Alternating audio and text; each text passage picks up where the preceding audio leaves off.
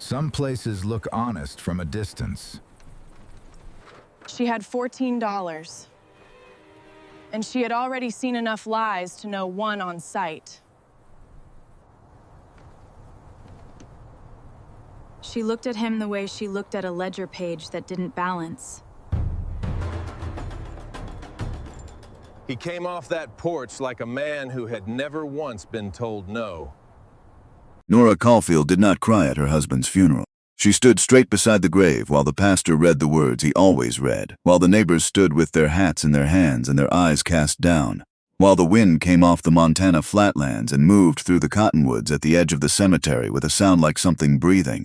She stood straight and she looked across the open ground to where a man in a dark coat stood 3 rows back with his head bowed and his hands folded in front of him. Bernard Hale, president of the First Territorial Bank of Billings. The man who had called in Daniel Caulfield's loan 6 months before the contract permitted it, citing a clause buried in the 3rd page of an agreement Daniel had signed in good faith and never fully understood. The man who had accepted Daniel's cattle as partial payment and sold them at auction before the ink on the seizure notice was dry. The man who had sent a letter of condolence to Nora 2 weeks after Daniel died, written in careful formal language that expressed sympathy without admitting anything at all. He stood with his head bowed like he was grieving alongside her. Nora looked at him for a long time. She looked at him the way she looked at a ledger page that didn't balance, with the particular stillness of a woman who knew something was wrong and was working out exactly what it was and exactly what she intended to do about it. She did not look away until the pastor said amen and the people around her began to move. Then she turned back to the grave and she made herself a promise so quiet it never reached her lips. She was done being the kind of woman who waited for someone else to fix things. Daniel had been a good man, the best she had known. Patient and steady and honest in the particular way that Montana Territory did not reward, the kind of honest that assumed other people meant what they said and signed what they understood and kept the agreements they made. He had borrowed money to expand the cattle operation the same year drought hit the northern flatlands, and the market price for beef fell by 1/3. When the bank called in the debt early, there was nothing left to fight with. She had gone to the county clerk. She had written letters. She had sat in a lawyer's office in Billings for 3 hours while a man 12 years younger than her explained, slowly, as though she might not understand the words if he spoke at normal speed, that the terms of the loan were complicated, and that perhaps she might want to let someone more familiar with financial matters review the documentation. Daniel was already in the ground by then. She had not told the lawyer that. She had thanked him for his time and walked out into the August heat and never went back. The farm sold for less than 1/3 of what it was worth. She kept the ledger books, every account Daniel had ever kept, every payment, every entry in his careful even handwriting. She kept them because numbers did not lie. People lied. Banks lied. Lawyers explained things slowly so that you would not notice that they were not actually explaining anything. But numbers, when you read them honestly, told you exactly what had happened and exactly who had done it. She had found work as an account clerk in Billings for 2 years after the farm was gone. Then the office closed. Then she took in bookkeeping for 3 different merchants. One of them paid her. One of them shorted her twice and blamed her arithmetic. One of them simply stopped answering the door. She was 29 years old, which was not old, and she knew that. But Montana Territory had a way of wearing a person into something older than their years, and by the time she saw the notice posted outside the general store on a Tuesday morning in late July of 1884, she had $14 to her name and a suitcase that had belonged to her mother, and a quality of attention in her eyes that made most people slightly uncomfortable without knowing why.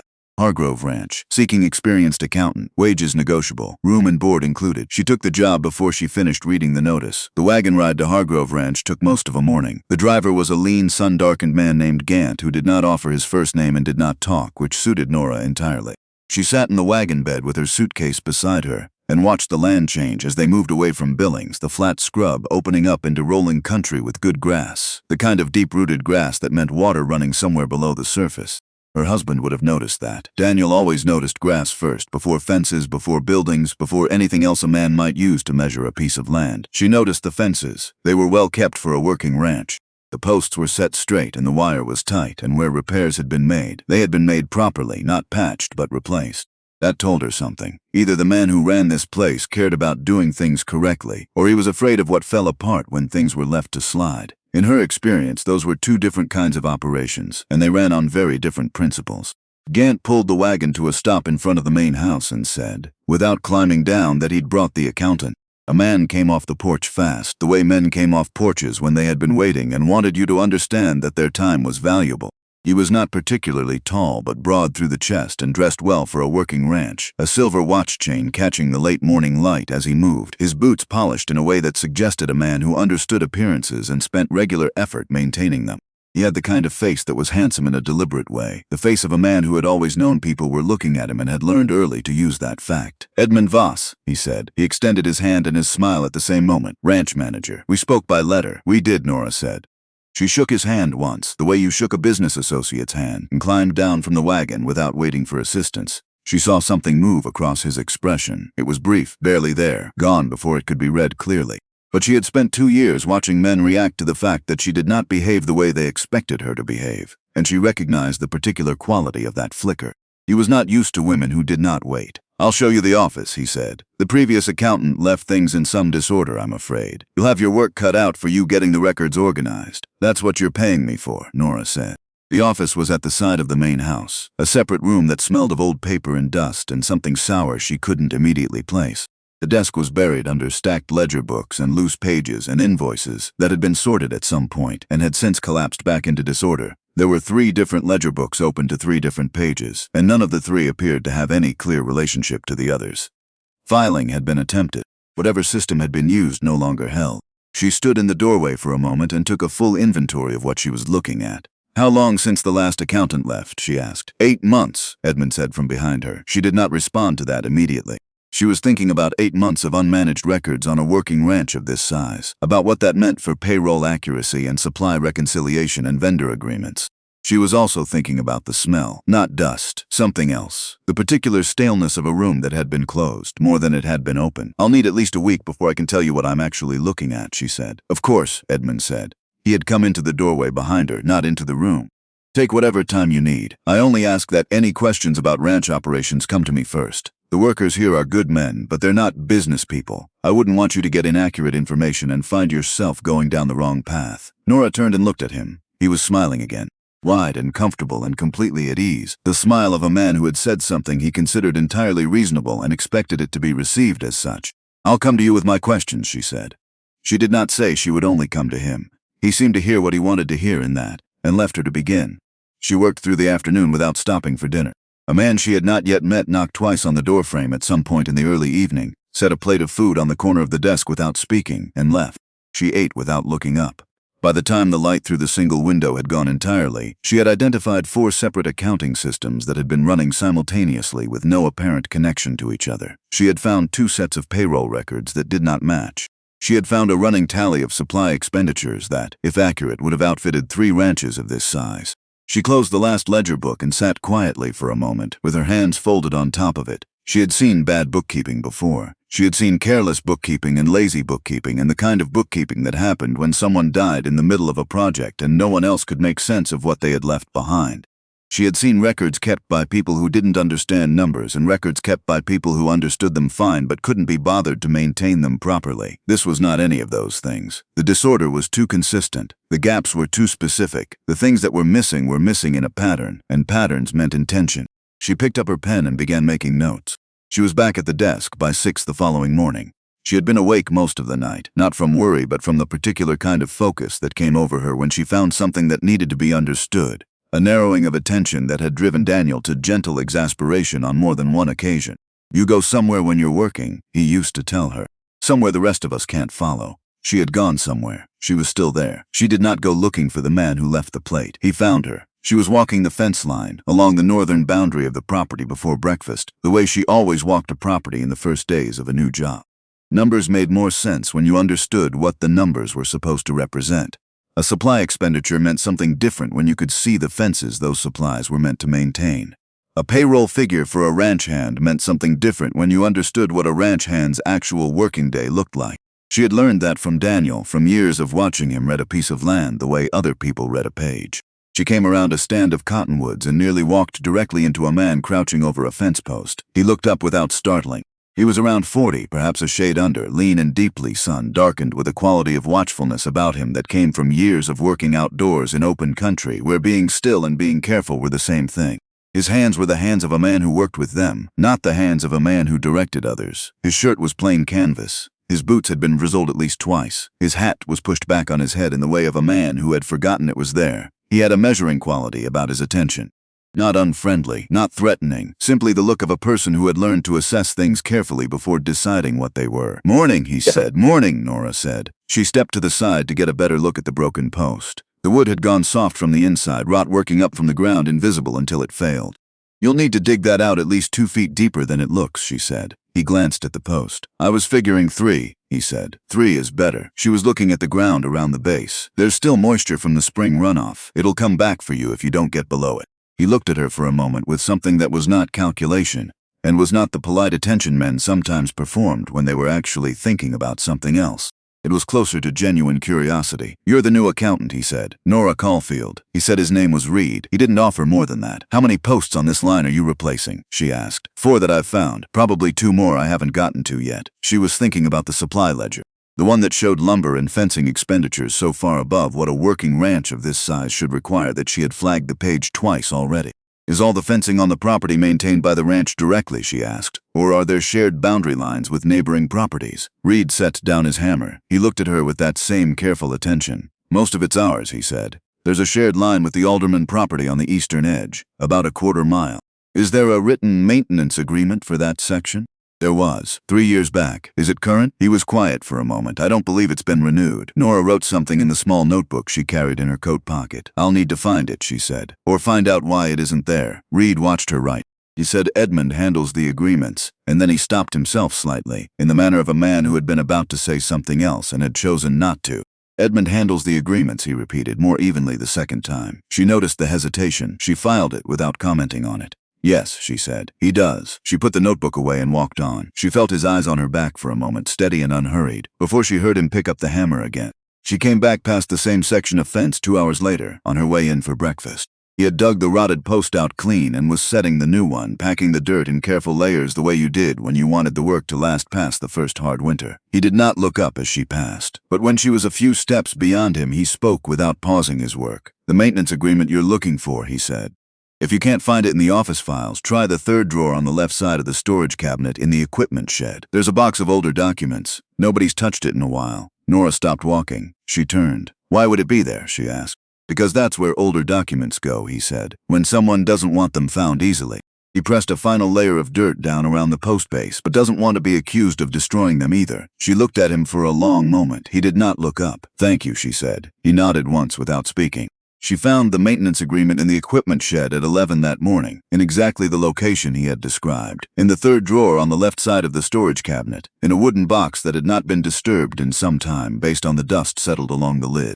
She also found 11 other documents she had not been looking for. There was a deed transfer for a parcel of land on the ranch's western boundary, 40 acres, dated 2 years prior. The parcel had been sold for a price that was based on the surrounding land valuations in the county records she had reviewed that morning, significantly below market value. The signature on behalf of the ranch was not one she had seen on any document she had handled so far. The buyer was listed as the Meridian Land and Cattle Company, a name she did not recognize and could not find in any of the county records Edmund had provided her. She found a second deed transfer, 23 acres. Different date, same buyer, same below market price, same unfamiliar signature. She found a third, 16 acres along the Northern Creek line, same buyer. But this one was different from the others in one specific way that she read twice before she allowed herself to understand it. According to this document, the parcel had been sold 18 months ago, but when she had reviewed the county records that morning, this parcel was still listed as belonging to Hargrove Ranch. The sale had been recorded internally, but it had never been filed with the county.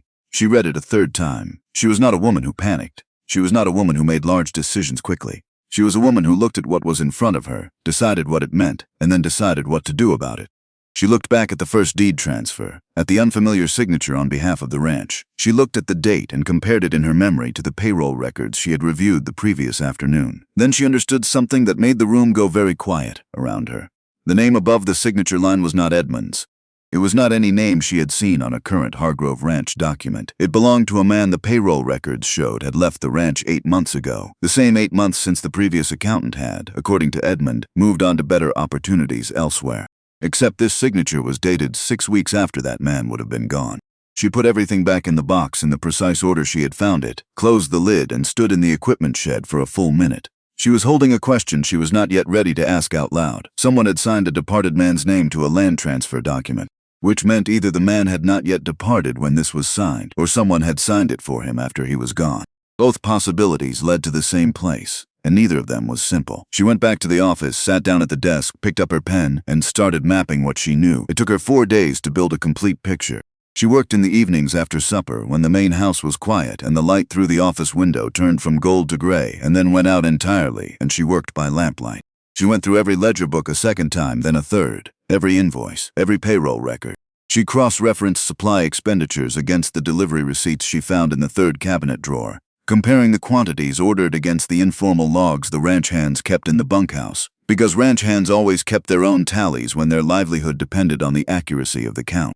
The pattern she found was patient and careful, and had been built by someone who understood that the first rule of long-term theft was never to take too much at once. No single transaction was large enough to draw immediate attention. The fraudulent invoices were written for services that could plausibly have occurred. The payroll discrepancies were small enough that any individual worker might have doubted his own memory before he doubted the record. There were months where nothing was taken at all, long, clean stretches that would have reassured any casual reviewer that the books were essentially honest. But compounded across 4 years, the numbers told a different story entirely. She did not write the total figure down anywhere outside her private notebook. She was not ready to put it anywhere that could be found. But she knew it, and she sat with it, and she understood that what she was looking at was not careless and was not opportunistic. It had been built deliberately by someone who had expected, from the beginning, that the books would eventually be reviewed. Someone had built a system designed to survive investigation. That was the part that kept her at the desk past midnight on the 4th night. Long after the lamp had burned low, and she had to angle the notebook toward the window to catch the moonlight. She was not afraid, exactly. She had been afraid before, and she knew its shape, the way it lived just behind the sternum and reminded you every few hours of what you were risking. What she was feeling now was more specific than fear. It was the focused attention of a woman who understood that she was standing at the edge of something much larger than a simple accounting irregularity, and who was deciding, carefully, exactly how to proceed. She closed the notebook. She opened it again. She kept working. Edmund came to the office on Friday morning, as he did most Fridays, to review the week's progress. He was dressed well, as always, the watch chain catching the light, his manner easy and practiced. He stood across the desk from her and asked the standard questions about reconciliation and vendor totals and outstanding supply orders. And she answered with the standard answers, the accurate surface-level answers, that described the visible work she had done without touching anything she had found beneath it. She watched him while she answered. She watched him the way she had watched Bernard Hale across the cemetery, with the cold, clear attention of a woman who knew exactly what she was looking at and was deciding what to do about it. "How are you finding the older records?" he asked. His voice was easy. "Complicated," she said, "but I'm making progress. If anything is unclear, just come to me. Some of the filing from a few years back is a bit inconsistent. The man before you wasn't particularly organized." She looked up from the ledger she was holding. "What happened to him?" she asked. "The previous accountant." Edmund paused. A fraction of a second, brief enough that if she had not been watching carefully, she might have missed it. "He moved on," he said pleasantly. "Better opportunities elsewhere." "It happens." "Of course," Nora said. He stayed another 10 minutes, asked 3 more questions, complimented her on the progress she had made getting the office organized, and left. She waited until she heard his footsteps cross the front porch and descend into the yard. Then she sat very still for a moment. Then she got up, crossed the yard to the equipment shed, and stood in front of the storage cabinet. She was thinking about the previous accountant. About how a man who packed to leave in an orderly way with enough notice to send ahead for work would leave documents in a drawer because he did not want them found easily but could not bring himself to destroy them. Or perhaps he had not packed at all. She thought about that for a long time. Then she thought about the man at the fence post, who had known exactly which drawer to send her to, who had told her plainly and without apparent concern about the implications of what he was saying that documents ended up in that particular drawer when someone wanted them difficult to find. A ranch hand knew that. She walked back to the office and sat down. She turned to a clean page in her notebook. She wrote 2 words at the top and underlined them and looked at them for a moment. Then she opened it to the next page and kept going. She found him at the creek on Friday evening, at the hour she had noticed him there twice before. He was sitting on the bank with his boots off and his hat on the ground beside him, looking at the water with the ease of a man who did not require the world to entertain him. She sat down beside him without asking. For a while, neither of them spoke. The creek was running low in the summer heat, but it moved steadily over the flat stones of the bed, and there was something about that consistency that she found steadying. "I need to tell you something," she said finally. "All right," he said. She did not look at him. She looked at the water. "I have found evidence of systematic financial fraud at this ranch," she said. Her voice was level. "Fraudulent supply invoices, payroll records that don't match actual wages earned, internal land transfer documentation that doesn't correspond to county records. She paused. The person responsible is Edmund Voss. Reed did not move. He did not look surprised. What she noticed was a shift in him, a different quality from his usual steadiness, the quality of a person receiving confirmation of something they had been waiting a long time to have confirmed. How certain are you? He asked.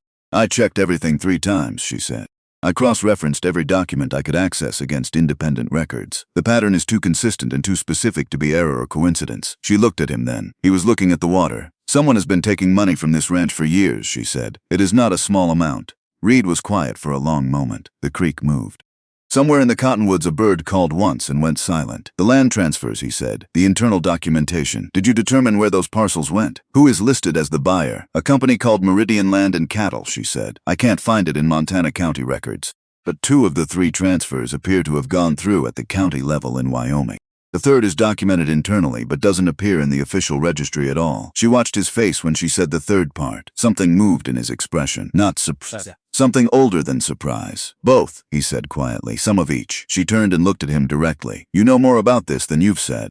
He turned then and met her eyes. What she saw there was not evasion. It was the weight of a person who had been carrying a truth for a long time and was choosing carefully how much of it to set down. Yes, he said. Why haven't you done anything about it? Because knowing something and proving it are 2 different things. He looked back at the water. And because I had reasons to approach this carefully. He paused. I still do. What reasons? He was quiet for a moment. Not tonight, he said. Tell me what you still need. Tell me what proof is still missing. She wanted to push. She had always been the kind of woman who pushed. But there was something in the way he said it. Not evasion, not deflection, but the deliberate honesty of a person choosing the right moment that made her hold herself back. She told him what she still needed. The signed vendor contracts, the originals. She had found the invoices and the corresponding ledger entries. But the underlying contracts, if they existed, would have the signatures that connected everything. She needed the handwriting. She needed the names. He listened without interrupting. When she was done, he nodded slowly. Edmund keeps a locked tin box, he said. Back of the lower shelf in his quarters behind the wool blankets. He rides out every Monday morning to the Delaney property 3 miles west. He's been doing it for 8 months. He's gone a minimum of 2 hours. She looked at him. That is very specific knowledge for a ranch hand, she said. He looked back at her, steady and quiet. It is, he said. He didn't explain it. She sat with that. If I find what I think I'll find, she said slowly, where do we take it? Edmund has relationships with the county clerk. I've seen the correspondence in the files. He has been here 4 years. He has had 4 years to build protection for himself. She stopped. She had not intended to say how much she had found in the correspondence files. He didn't react to it. There is somewhere to take it, he said quietly. Trust me on that. There is somewhere to take this that he hasn't reached. You know that for certain, she said. Yes, he said. She held his gaze for a long moment. The evening had come down fully around them. The creek moved in its steady way over the stones. All right, she said. Then I'll find the contracts. She started to rise. He spoke again quietly. Nora. She stopped. It was the first time he had used her name. Be careful with Edmund, he said. Not because he's intelligent. He isn't, particularly.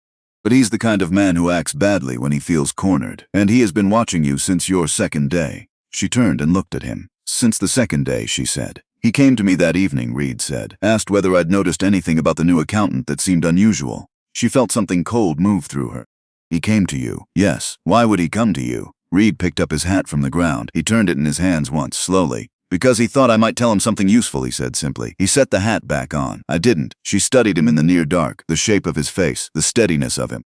Why did he think you would? She asked. He stood, and in the movement there was something that caught at the edge of her understanding. Not the ease of a hired man at the end of a working day. Something settled. Something that belonged here in a way that went deeper than employment. That, he said quietly, is a conversation for after you find the contracts. He looked at her one more time. Then he walked back toward the ranch buildings, and Nora Caulfield stood at the edge of the creek with the night coming down around her and the full weight of what she was carrying pressing against her ribs. She thought about Daniel, about the farm, about the lawyer in Billings who had explained things slowly.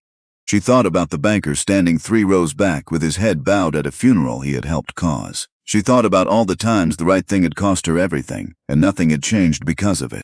And she thought about a man who knew which drawer to send her to, who knew which mornings Edmund Voss rode out, and how long he stayed gone, who sat at the creek with his boots off and said, "This place matters to me," in the tone of voice you used when you meant something considerably different from what the words appeared to say.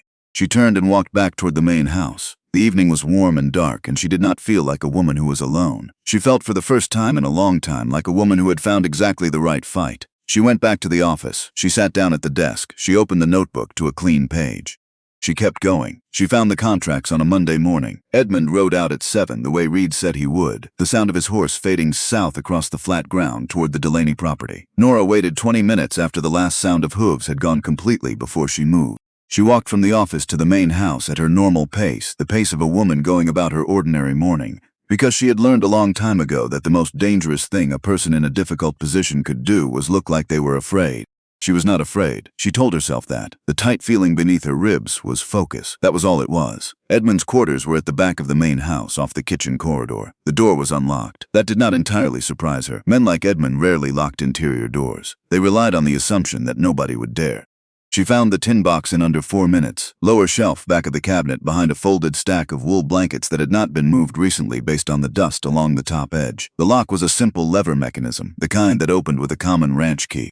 Reed had left a ring of keys on the corner of her desk that morning, set down without comment sometime before she arrived at 6, the way he communicated things he could not say directly. The third key she tried fit. Inside were 11 contracts. She did not take them. That was the decision she had made the night before, sitting at her desk with the lamplight low and her notebook open to a clean page. She did not take them because Edmund would notice they were gone, and she needed him not to know she had been here. She had brought paper and a pen in her coat pocket, and she sat down on the floor of Edmund Voss's quarters on a Monday morning in August and copied every relevant detail from every contract by hand. Dates, vendor names, amounts, signature lines, the signatures. She was back in her office with the box relocked and the keys returned to the corner of her desk before the sound of Edmund's horse came back up the drive. She sat at her desk while her hands shook very slightly for approximately 30 seconds. Then she opened her notebook and began checking her copied details against what she already had. Every fraudulent invoice she had flagged in the ledger books had a corresponding contract in that box. Every single one, without exception. The amounts matched. The vendor names matched. The dates aligned with the invoice entries in a way that confirmed the invoices had been generated from the contracts, not the other way around. And every contract bore the same signature, not Edmund's name. A name she had seen once before, briefly, in the payroll records from the spring of 1880. A ranch hand who had been employed at Hargrove Ranch for approximately 8 months before being let go. His termination record, written in Edmund's hand, cited that theft of ranch property. The name on the line was Court Devane. Someone had been signing Court Devane's name to fraudulent vendor contracts for 4 years. She put her pen down and sat with that for a long moment. Court Devane had been accused of theft and dismissed in the spring of 1880 by Edmund. 8 months after Edmund arrived. According to the payroll records, the man had simply been gone after that. No forwarding address, no further correspondence, no record of any kind beyond the termination notice. A name that had been removed from the ranch's present and kept available for use on paper. Whoever had built this system had been careful enough to put distance between Edmund Voss and the contracts. If the fraud was ever discovered, the signature pointed to a man who was gone and could not be located to contradict what the papers said about him. She heard footsteps in the corridor and picked up a routine ledger page and was writing figures when Edmund appeared in the doorway. "Productive morning?" he asked. "Very," she said. She did not look up. "The vendor reconciliation for the second quarter is almost complete." "Excellent." He paused in the doorway. She could feel him holding himself there, the particular weight of a man taking up space deliberately. "Any irregularities worth flagging?" She turned a page. "Nothing I can't resolve," she said. A pause. "Good." He said it like he was confirming something he had already decided. "That's good to hear." He left. She waited until his footsteps had faded completely through the kitchen and out to the yard before she exhaled slowly and set the pen down. She found Reed at the equipment shed that afternoon. He was sharpening a blade, long even strokes against the stone, and he stopped when she came in and closed the door behind her. She handed him 2 pages of her copied notes without preamble. He read them standing up. He took his time. When he was done, he looked at the pages for another moment before he spoke. 11 contracts, he said, all corresponding to invoices you've already flagged, all signed with a name that doesn't match any current employee. Court Devane, he said. It was not a question. She looked at him sharply. "You know that name. He worked here until the spring of 1880, Reed said. He set the pages down on the work table. Good hand. Careful worker. He started raising questions about the supply ordering shortly after Edmund took over management. Said the quantities being ordered were significantly higher than what the ranch actually needed. He kept track of his own figures and brought them to Edmund directly." He paused. "Edmund told the owner that Devane had been stealing from the supply inventory, had him dismissed." She heard the word owner without reacting visibly. She was not ready to pull on that thread yet. "Was he stealing?" she asked. "No," Reed said. He said it the way he said everything, simply and without qualification. He was not. "Does Devane know his name is on those contracts?" "I don't believe so." Reed set the blade down. "I think Edmund chose his name specifically because the man was gone and couldn't be located to contradict what the paper said about him." He looked at the copied notes again. Devane pushed back on the supply ordering. Edmund removed him and then used his name to authorize the inflated supply contracts for the next 4 years. Nora took the pages back and folded them carefully. I need one more piece, she said. The land transfers. I have the internal documentation and the county confirmation on 2 of the 3 parcels, but I need to verify the buyer, the Meridian Land and Cattle Company. I can't find it in Montana records. Reed was quiet for a moment. Then try Wyoming, he said. The Territory Business Registry. Look for the company under a man named Arthur Voss. She looked at him. Arthur Voss, she repeated. Edmund's older brother, Reed said. He held her eyes. I've suspected the connection for over a year. I have not been able to confirm it. Can you? My lawyer in Billings has a contact in Cheyenne, Reed said. If I send word today, we could have confirmation within the week. She was thinking about the timeline, about Edmund at her doorway that morning, about the particular way he had said good and stood there in the corridor a moment longer than necessary. We may not have a week, she said. Reed looked at her. How closely is he watching you? He came by the office 3 times yesterday, she said. He has never done that before. And one of the other hands, a young man named Pete, mentioned to me at breakfast that Edmund asked him last week whether I had been speaking to any of the workers after hours. Reed set down the sharpening stone. His expression did not change exactly, but something in it tightened in the way of a man revising his timeline. When did Pete tell you this? This morning, at breakfast. I don't think Pete understood the reason Edmund was asking. He mentioned it the way you mentions ordinary conversation. Pete isn't the problem, Reed said. What Pete tells Edmund is. He thought for a moment. Don't change anything. Don't adjust your patterns. If you change how you're moving around this ranch right now, Edmund will know you've found something significant. I know that, she said, a little sharply. He looked at her with something at the edge of a careful smile. I know you know, he said. I'm saying it because I am worried about you. She registered that, not the evasive word he might have used. The direct one. About the investigation, she said. He met her eyes. About you, he said. And then before she could respond to that, he said, I'll send word to Billings today. My lawyer will contact the Wyoming registry through his man in Cheyenne. It won't draw attention if handled through proper channels. He paused. How long before you have everything else in order? 2 days, she said. 3 at most. He nodded. Then we'll have what we need before Edmund makes his move. She started for the door. He spoke behind her. Nora, the signature on those contracts. Court Devaine's name. Can you determine whose actual handwriting it is? She turned. I've been comparing it to every signed document in the office that I can attribute with confidence. I haven't found a match yet, but I'm still looking. Look at the wagon maintenance logs, he said. The handwritten ones from the past 2 years. Second cabinet, middle shelf. He paused. Edmund doesn't fill those out himself. He has one of the office workers do them. She understood immediately. He had someone write the forged signatures. I believe so, Reed said. Someone who does what Edmund tells him without asking too many questions. Someone who has been here long enough to be trusted with small administrative tasks, and who doesn't fully understand what he's been asked to do.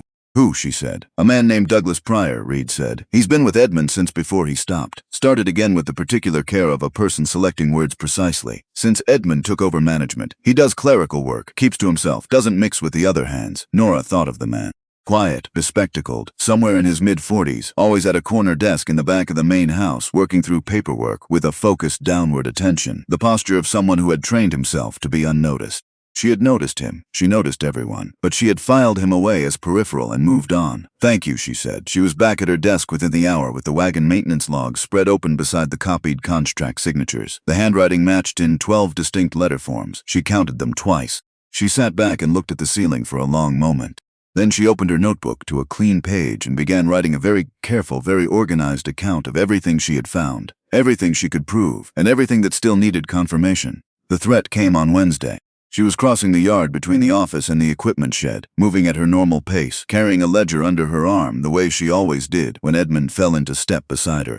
He did not call out or hurry to catch up. He simply appeared, smooth and unhurried, like a man to whom the concept of rushing had never been made relevant. How is the reconciliation coming along? He asked pleasantly. Almost finished, she said. She kept walking.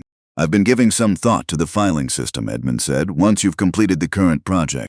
I have some ideas about efficiency that I think would simplify things considerably going forward. I'm happy to discuss that when the current work is done, she said. Of course. He walked beside her for another few paces. I also wanted to mention, and I say this purely out of consideration for you, that some of the men have noticed you asking questions about operations. Supply deliveries, that sort of thing. He paused. I worry it might create some confusion. Ranch hands aren't always the most reliable sources when it comes to understanding how a business actually runs. She stopped walking. He stopped too, and turned to face her. The smile was there, wide and comfortable. The smile of a man who had already decided how this conversation would end. I ask questions, she said carefully, because sound accounting requires understanding the actual operations, not just the figures. Every serious accountant does that, of course, Edmund said. Of course. I only mean that for questions about how the ranch operates. I should be your primary resource. I have the complete picture. Individual workers see only their own small piece of things.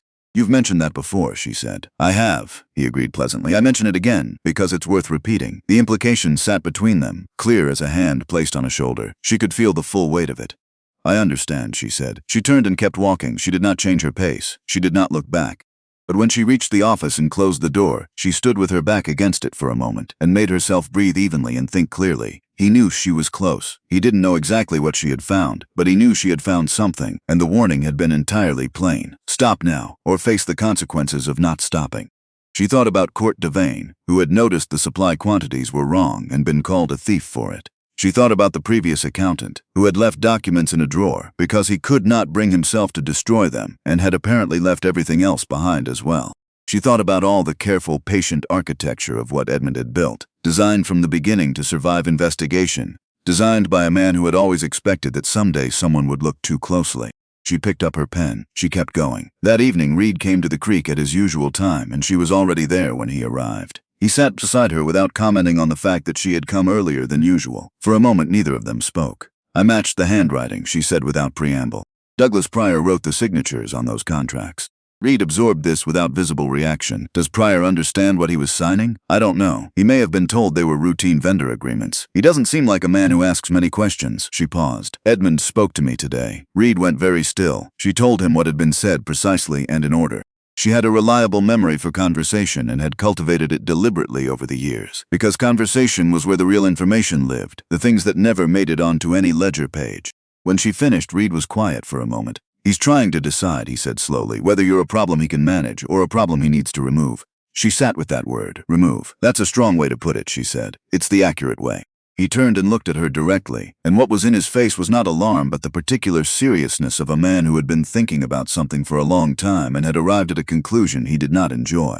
I need you to understand what kind of man Edmund Voss is. He didn't build what he's built by leaving things unresolved. The previous accountant, she said. Left in the middle of the night, Reed said. 8 months ago. His family received a letter 2 weeks later saying he had found work in Oregon. He paused.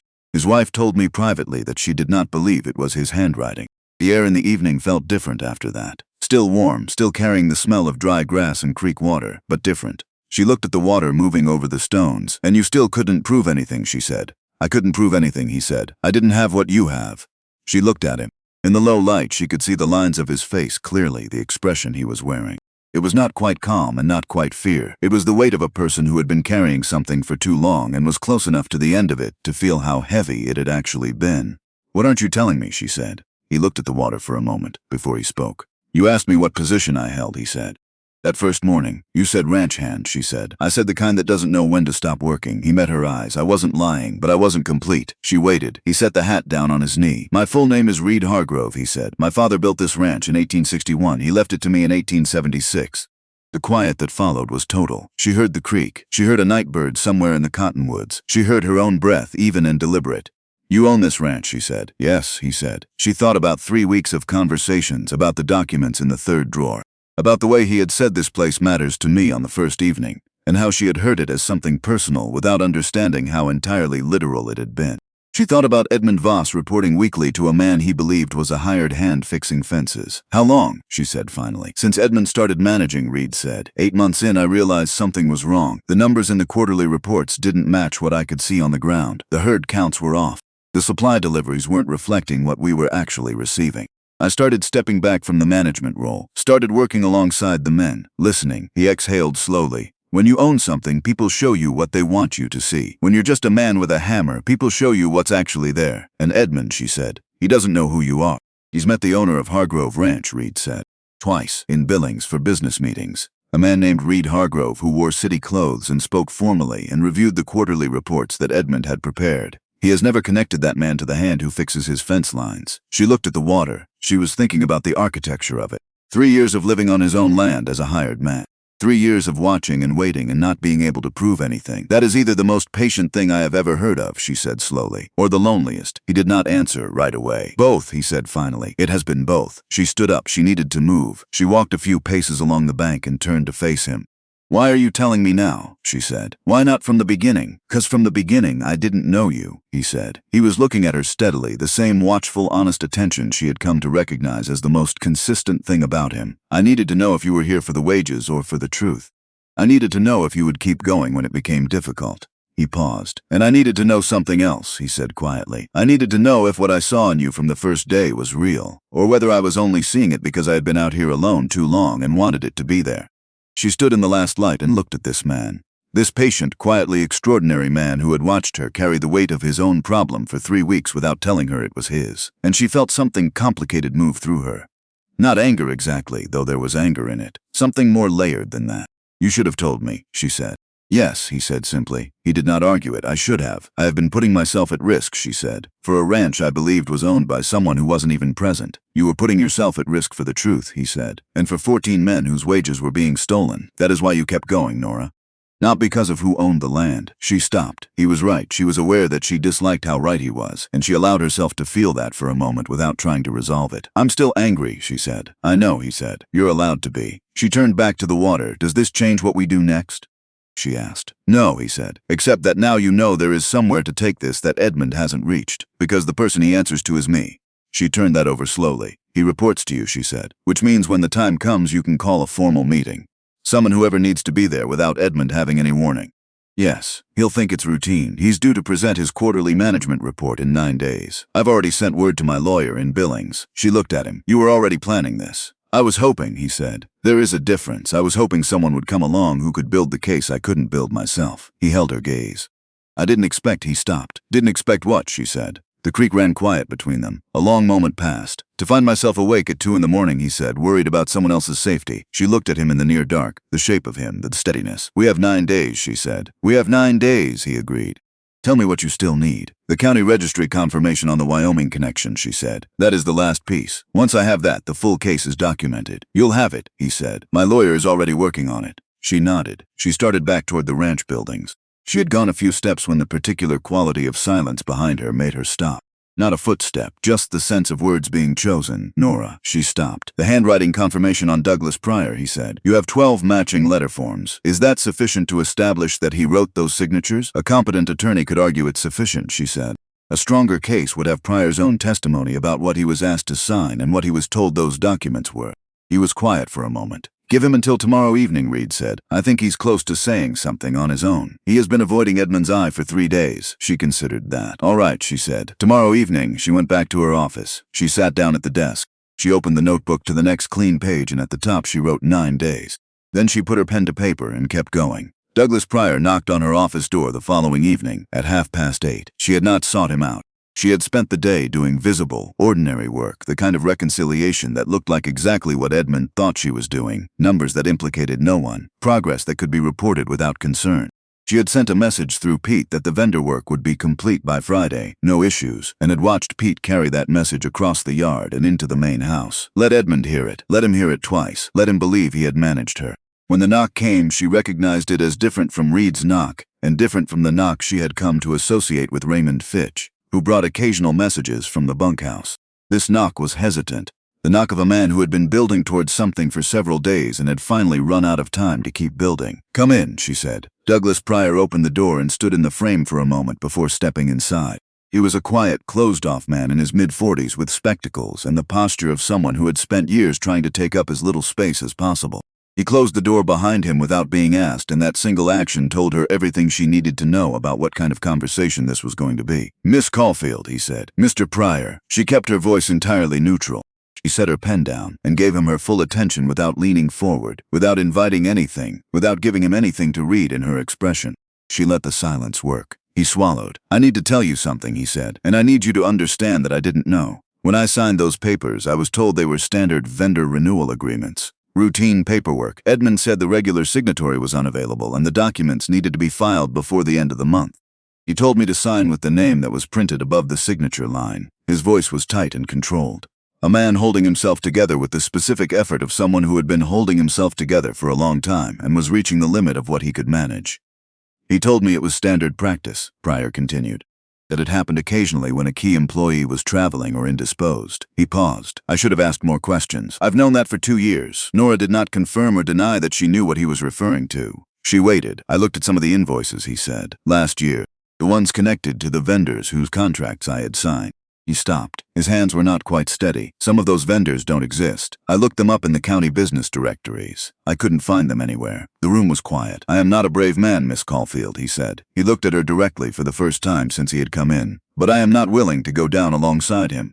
If what Edmund has built is about to come apart, I need to be on the right side of it before it does. He swallowed again. I need you to know I was not a willing part of this. She looked at him for a long moment. The spectacles, the careful, controlled posture, the hands that were not quite steady.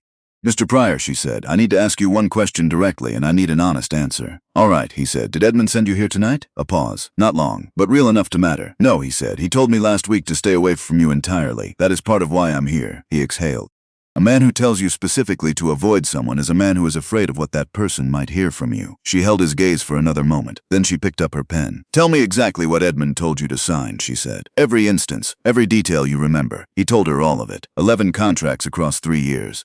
Each time the same explanation. Routine paperwork. Unavailable signatory. Sign the name on the line and don't ask questions. He had never been given copies. He had never been told what the contracts were for. He had never been present for any conversation between Edmund and the vendors whose names appeared on those documents. She wrote everything down in her notebook in her clear, precise hand. When he was finished, she set the pen down and looked at him. I am going to need a written statement, she said. Everything you have just told me, written out and signed with your own name. His face went pale around the edges. What happens to me, he asked. His voice was quiet. If your account is accurate and you cooperate fully, she said, you are a witness, not a defendant. She paused. I cannot promise that if you go back to Edmund tonight and tell him what you've told me. He understood the shape of that immediately. The particular pragmatic intelligence of a man who had spent years reading rooms and making calculations about his own position. He'll know I've spoken to you, Pryor said. Perhaps, she said. Or perhaps you came in here on work business, a supply receipt that needed clarification. Nothing unusual. You were here perhaps 40 minutes on a clerical matter, and then you left. Douglas Pryor was not a brave man, but he was not a foolish one.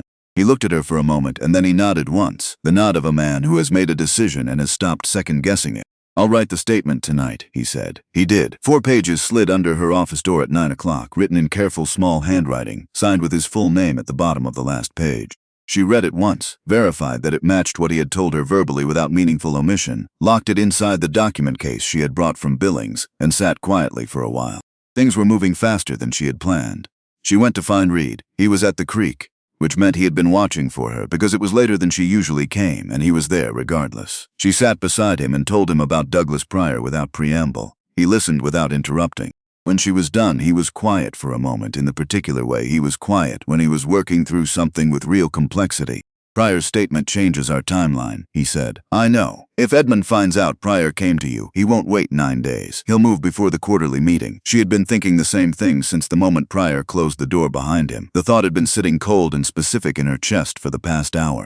Then we move the meeting, she said. Reed looked at her. 3 days, she said. Can your lawyer be here in 3 days? 2, Reed said quietly. I can have him here in 2. She stared at him. You already sent for him. I sent for him the day Douglas Pryor started flinching every time Edmund walked into a room, Reed said, 3 days ago. A man who is usually invisible becomes very readable when he is frightened. He paused. My lawyer should arrive Saturday evening. She absorbed that. What about the Wyoming confirmation? The Meridian land and cattle connection? My lawyer is carrying that information with him, Reed said. His contact in Cheyenne confirmed the registry entry 4 days ago. Arthur Voss is listed as the sole principal of Meridian Land and Cattle, registered in Wyoming Territory in November of 1879.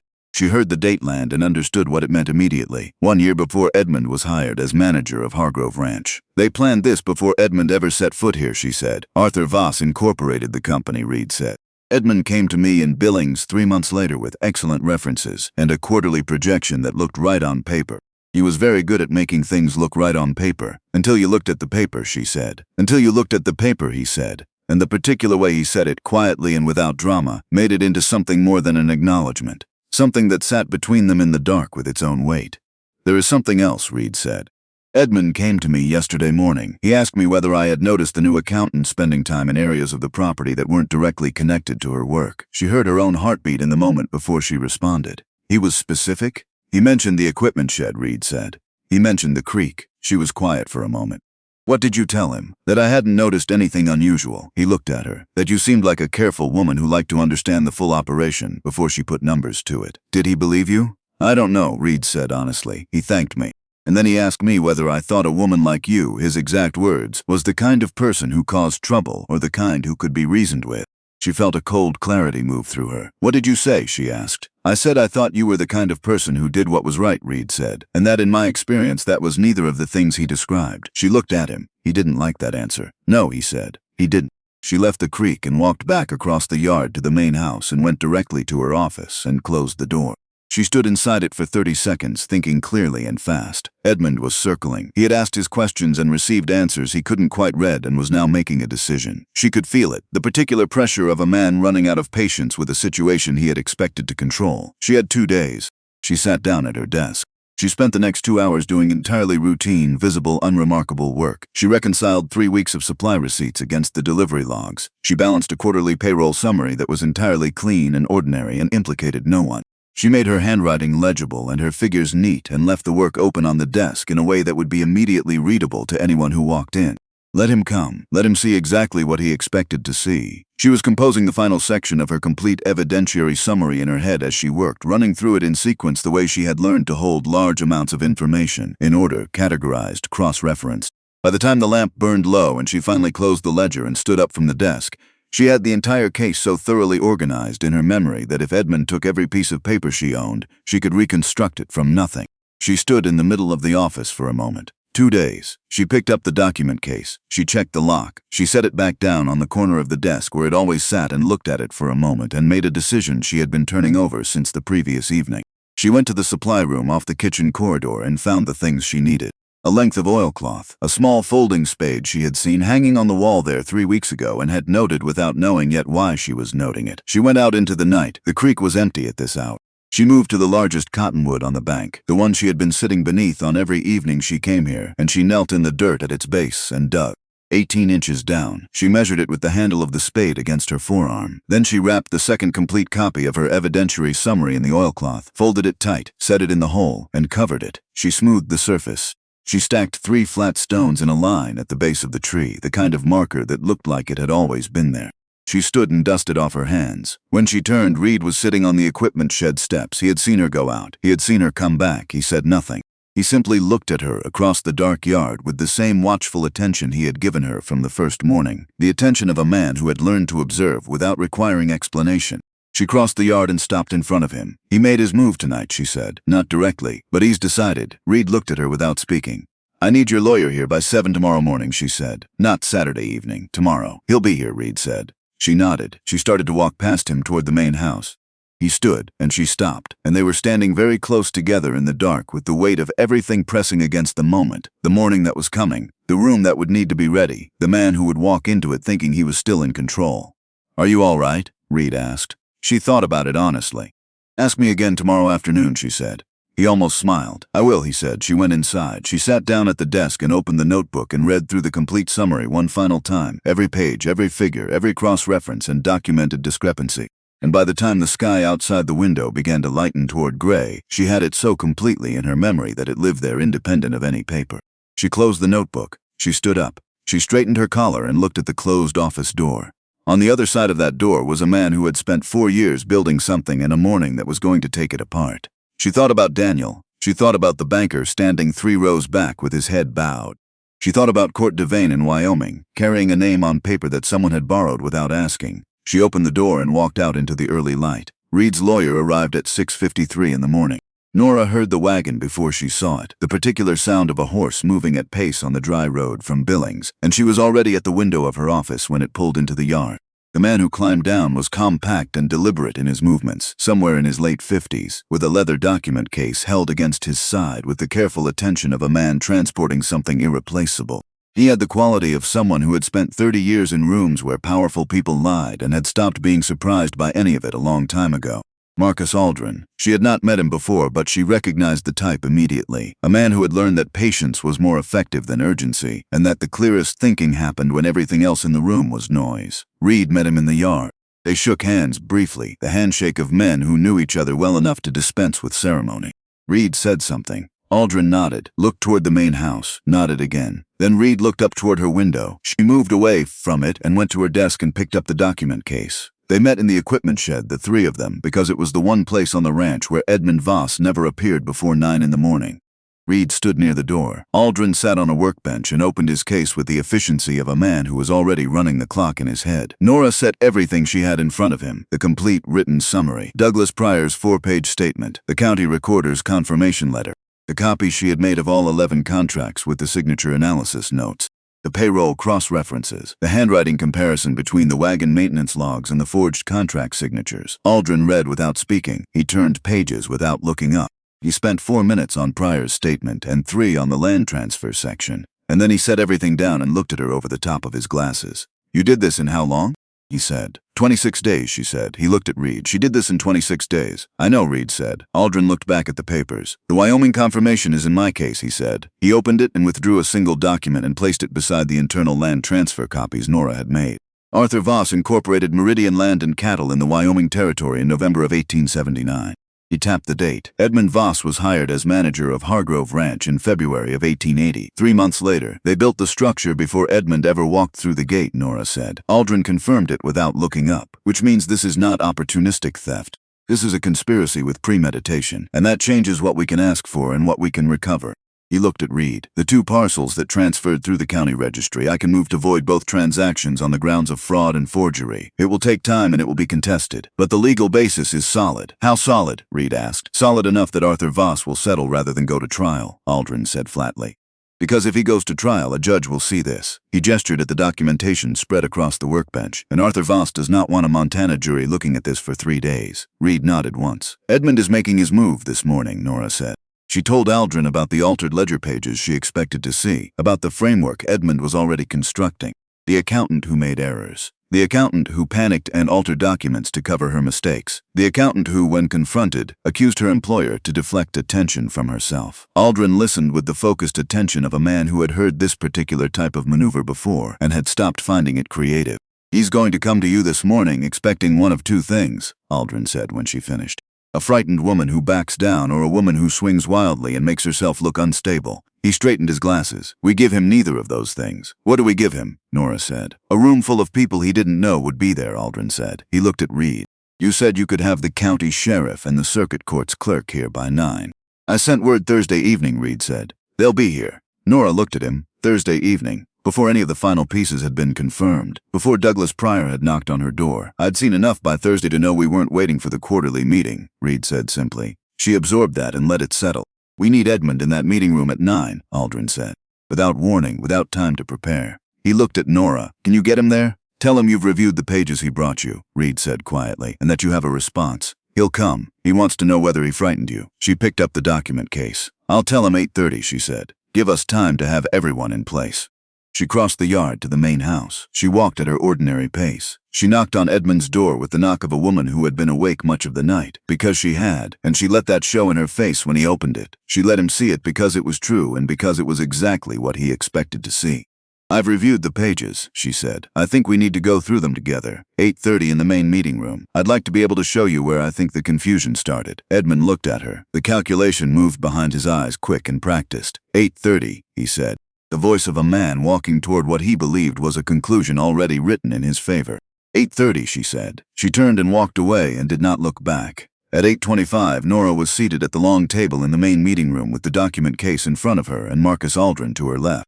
Sheriff Walt Donovan, a broad-shouldered man in his 50s with the weathered patience of someone who had spent a career separating what people said from what was actually true, sat at the far end of the table with a deputy beside him.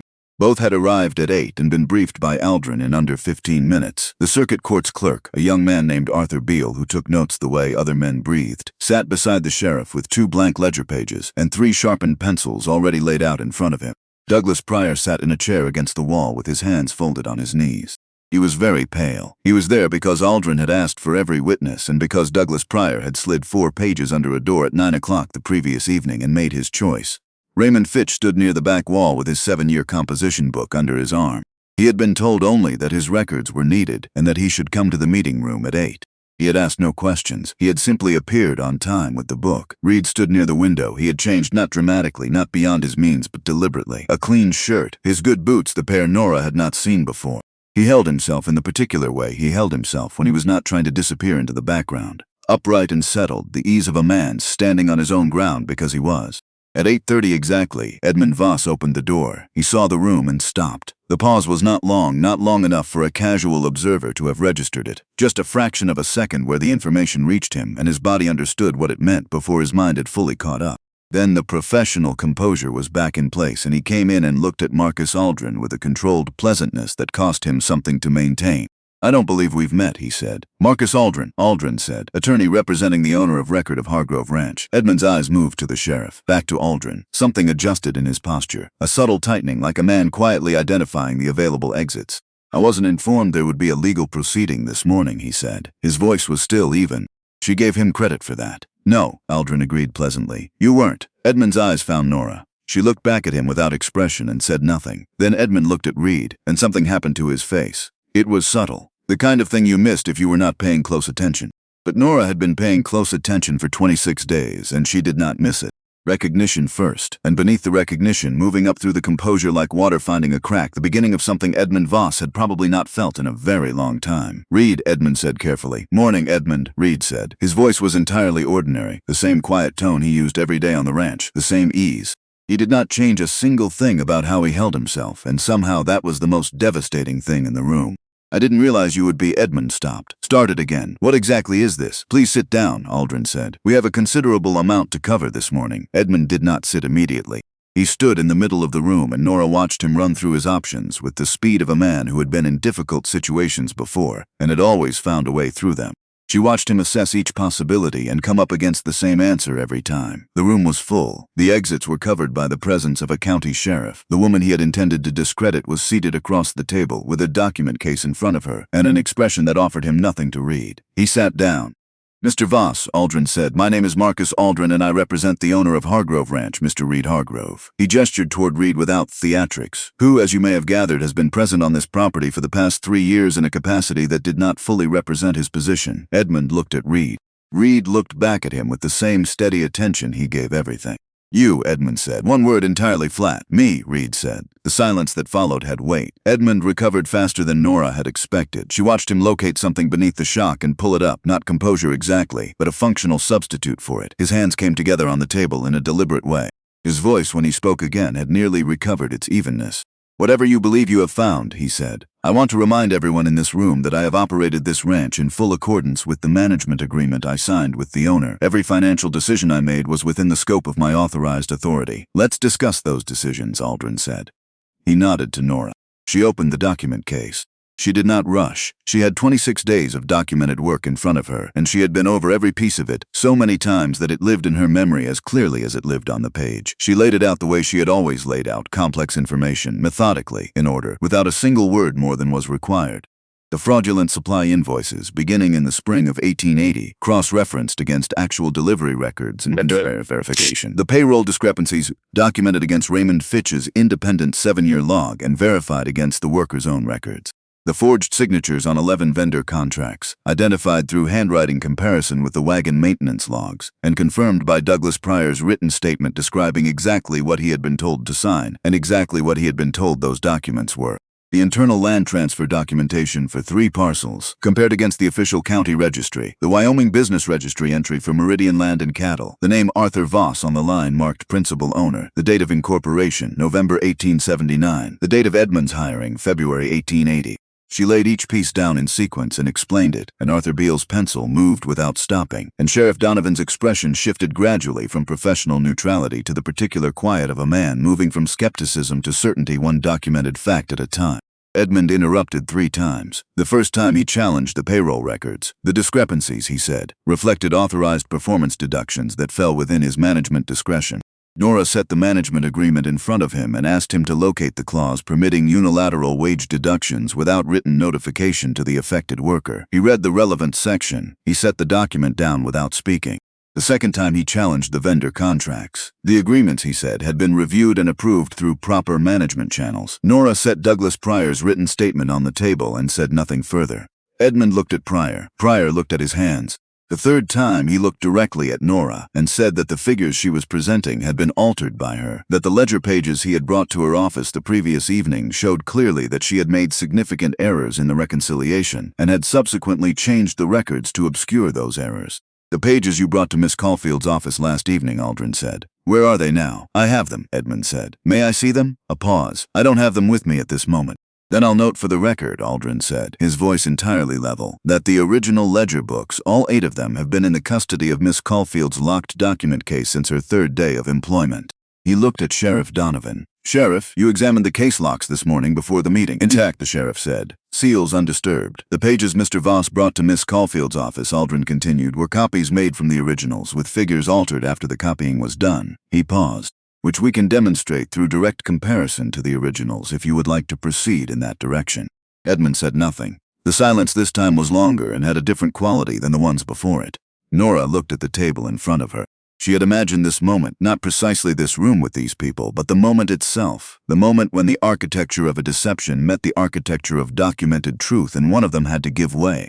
She had thought it might feel large and dramatic the way it felt in the kind of stories people told about justice. It felt very quiet, like a long-held breath finally releasing. Arthur is my wife's brother, Edmund said. His voice had changed. The smoothness was gone from it. What was underneath was flatter and older and carried something that was not quite genuine remorse, but was the particular exhaustion of a man who had been performing confidence for a very long time and had reached the end of what the performance could sustain.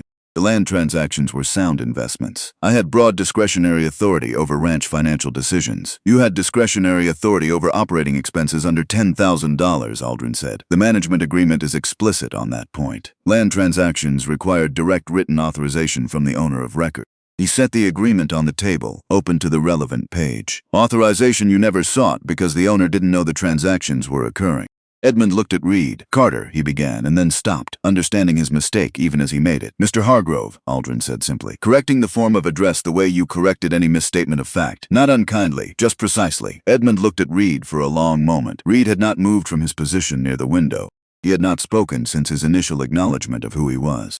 He stood with his hands at his sides and watched Edmund Voss sit across a table from 4 years of documented theft with the steadiness of a man who had waited a very long time for this morning and had nothing left to prove by it.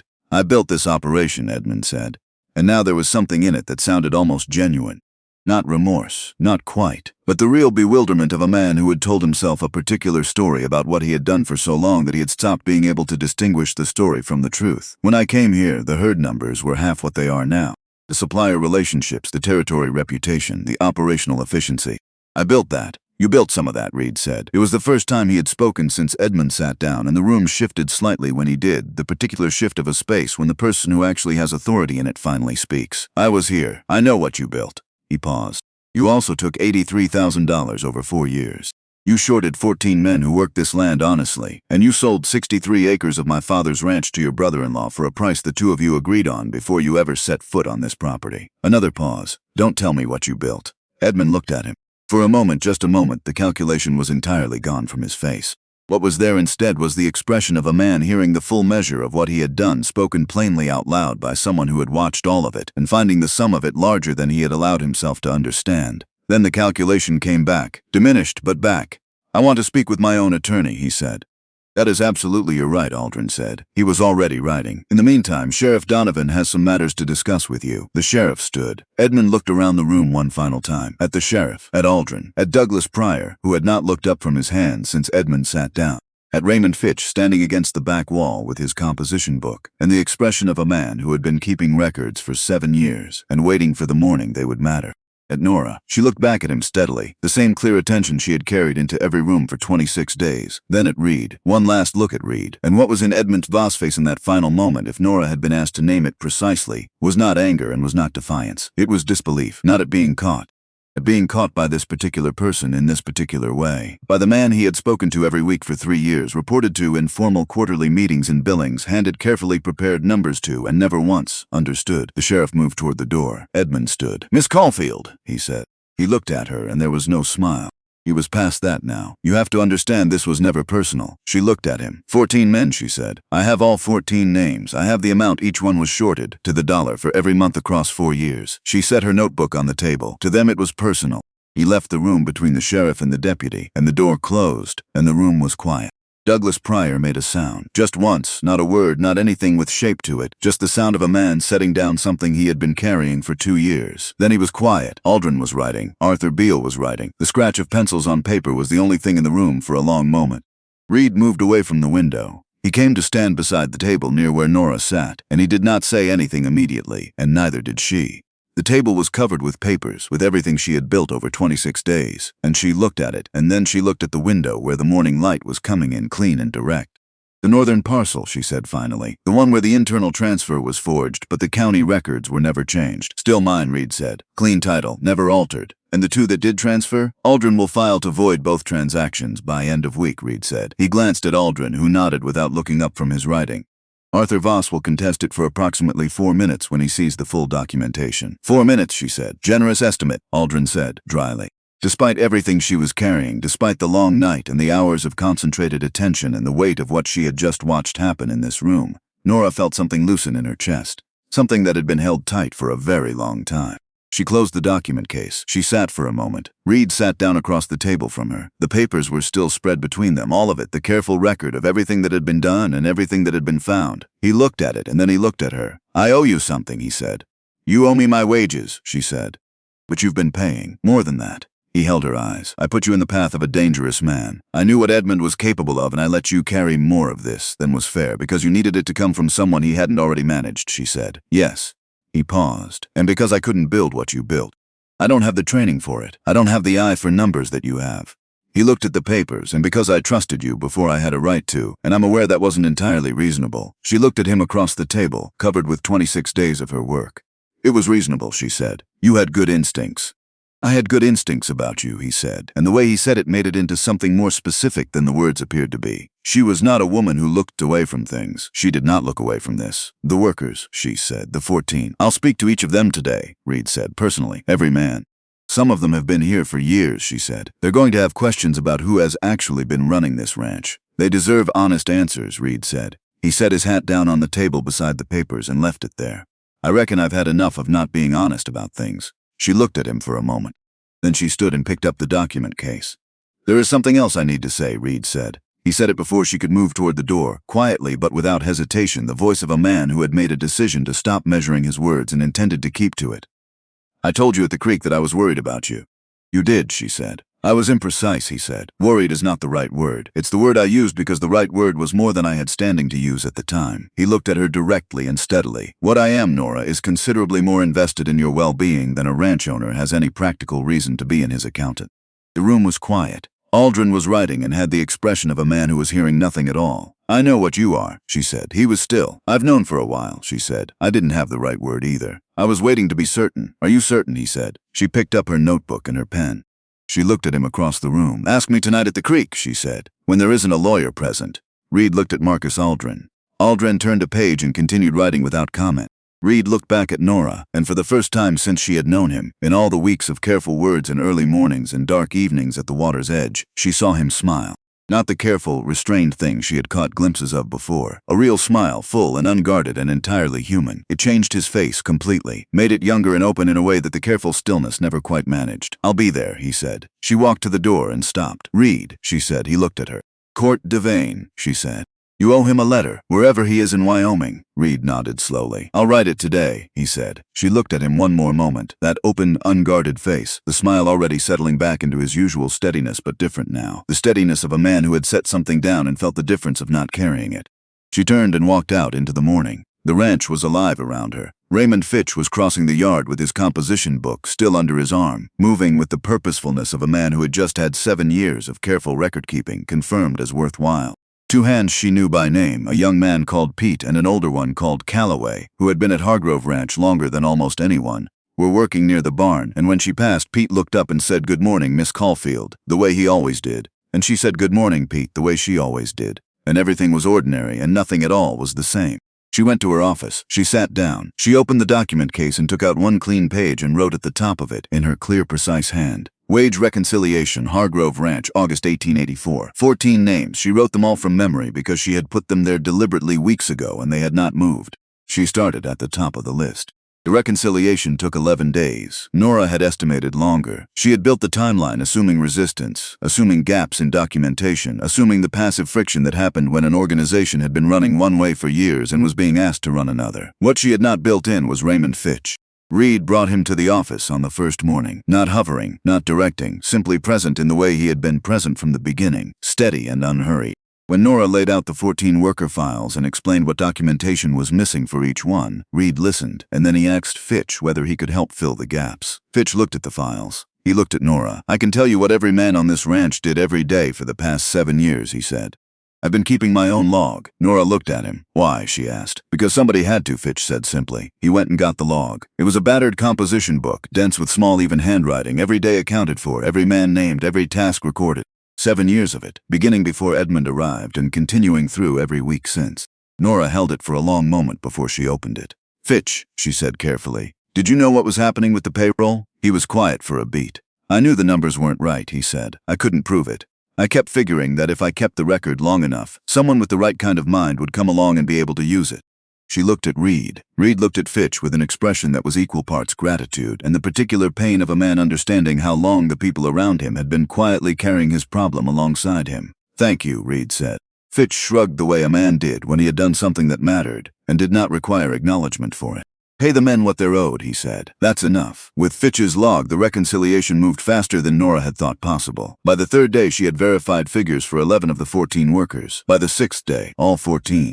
By the 11th day, she had a complete accounting document, signed and witnessed by Marcus Aldrin, who had stayed on at the ranch specifically for that purpose, with a total figure that she handed to Reed on a single clean page. He looked at it for a long moment. He did not flinch at the number. "When can they be paid?" he asked. "I can have the bank drafts prepared by Friday," she said. "Do it Thursday," he said. He did it Thursday. She was in the yard when Reed spoke to the men. He had gathered them after the morning work. All 14 of the workers owed back wages, plus most of the rest of the ranch hands.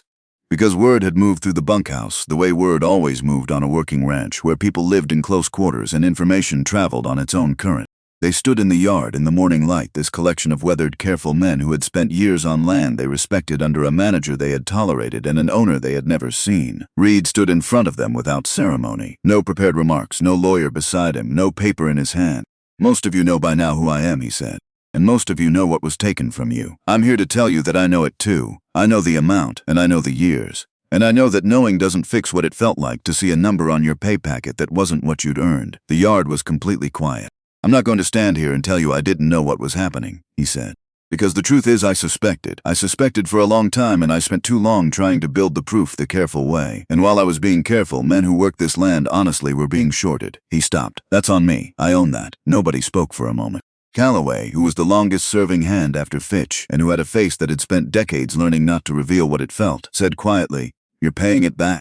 "All of it," Reed said, "to the dollar." Calloway was quiet for a moment. "Then we're square," he said. It was not forgiveness exactly, not the wiping clean of something that had happened. It was the particular pragmatic grace of men who understood that what mattered was action and not sentiment, and who had enough experience of the world to know that action was considerably rarer than sentiment, and who were prepared to recognize it when they saw it. It was enough. Nora stood at the edge of the gathering and felt something settle in her chest that had been unsettled for weeks. The legal proceedings against Edmund Voss moved through the county court with the speed of a case where the evidence left no meaningful room for argument. Marcus Aldrin filed in Billings.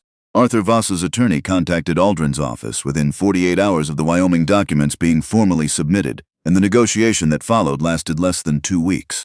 Arthur Voss agreed to void both land transfers and pay restitution for the period the parcels had been held, plus surveying costs, plus a figure that Aldrin described to Reed as appropriate encouragement not to revisit this kind of arrangement. Reed told Nora the total when it was settled. She raised an eyebrow. He agreed to that willingly, she said.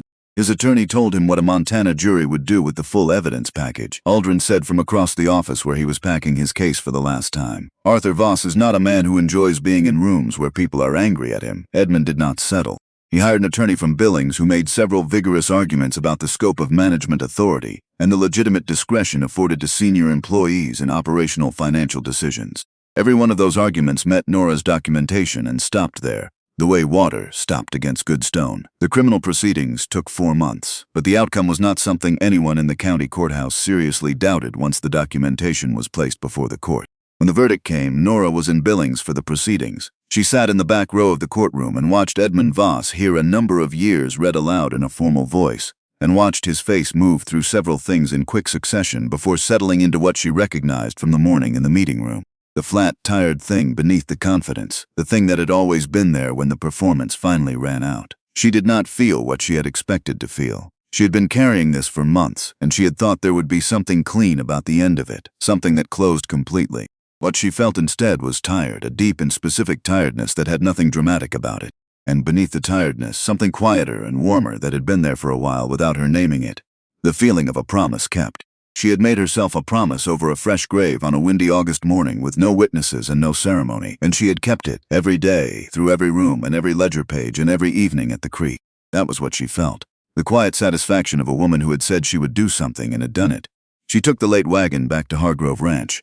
Reed was at the creek when she arrived. It was evening by then, the light coming long and golden across the grass the way it did at this hour, and she came through the cottonwoods and he was there, boots off, hat on the ground beside him, looking at the water. He looked up when he heard her, and what was in his face when he saw her was so immediate and unguarded that she had to look at the creek for a moment just to have somewhere to put it. Verdict, he said. Guilty, she said. On all counts. He nodded, not triumphant, just settled. The nod of a man who had waited a long time for something to be resolved and was now simply absorbing the fact that it had been. She sat beside him. They were quiet for a while. The creek ran low and steady over the flat stones, the same way it had run on every evening she had come here, the way it had been running since long before either of them existed and would run long after. She had always found something steadying about that consistency. I've been thinking, Reed said. About what? She said. He was quiet for a moment, choosing the words carefully the way he always did when they mattered. About the fact that you came to this ranch with $14 in your mother's suitcase. And in the time since then, you rebuilt the accounts of this property, documented 4 years of fraud, helped recover 63 acres of land, gotten 14 men what they were owed, and helped put a man before a criminal court.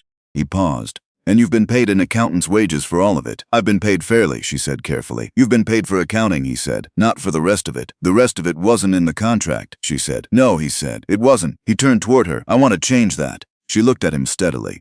I want you to stay on, he said. Not as the accountant, not only as the accountant, he held her eyes. I want you to be part of this ranch in a real way, a formal way, a percentage of the operation, your name on the deed, not wages, ownership. She had not expected that word, not that specific word spoken that plainly. I've spoken to Aldrin, Reed continued. He can structure it as a formal partnership. He paused. I'm not asking you to decide anything else tonight. I'm not asking you to be anything other than what you are. I'm saying this ranch is better with you in it, and I want that recognized in the only way that actually means something in this territory.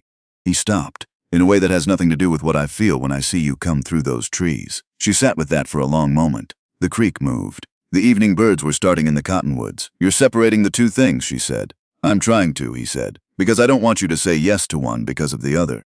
Or no to one because of the other. They should both stand on their own. She looked at the water. She thought about what it meant to be offered something she had earned, not given as a favor, not granted out of sentiment, offered because someone had looked at what she had done and said, this is your value and I intend to recognize it properly. She thought about the $14. She thought about the lawyer who had explained things slowly. She thought about 26 days of carrying the truth in a document case with a false bottom, working by lamplight after supper, walking fence lines in the early morning, sitting in an equipment shed with a forged contract in her hands matching letter forms one by one. She thought about what Daniel would have said. Daniel, who had been gentle and honest, and who would have sat very still and thought carefully, and then said something like, Nora, you've earned this. Don't you dare say no to what you've earned. I want to see the partnership structure in writing before I agree to anything, she said.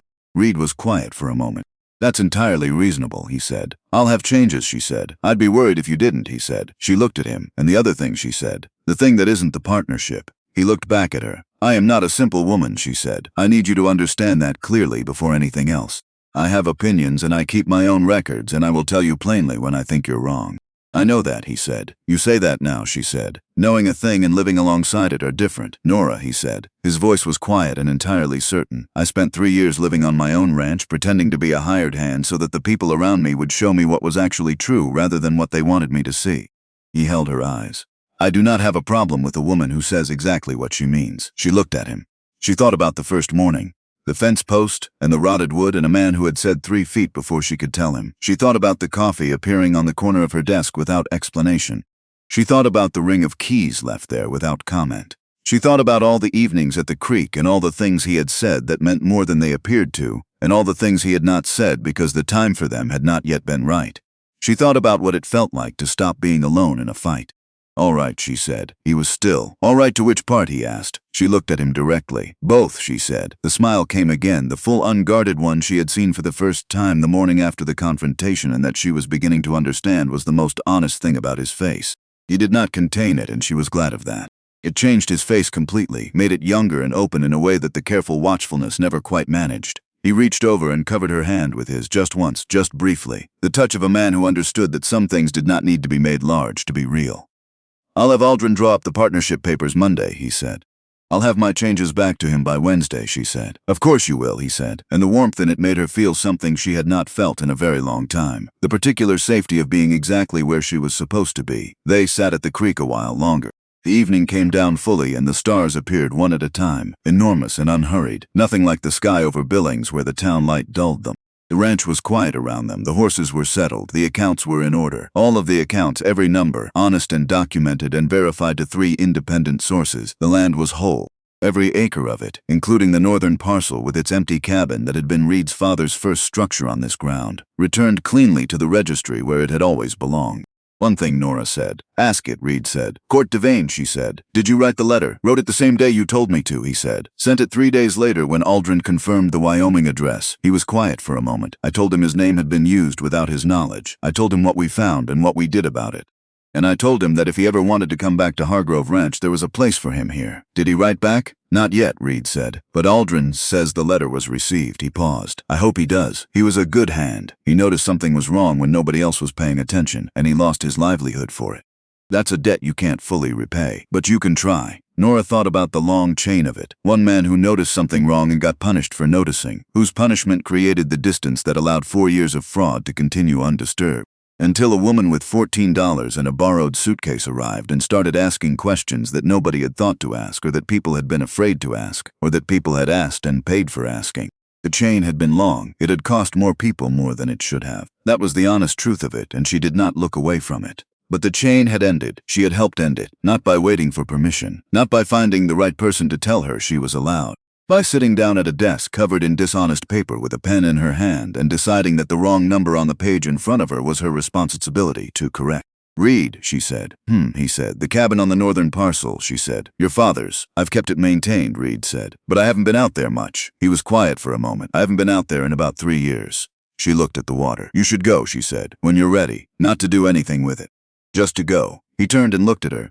"Some things," she said quietly, "deserve to be stood in front of and acknowledged, even the things that are hard to stand in front of."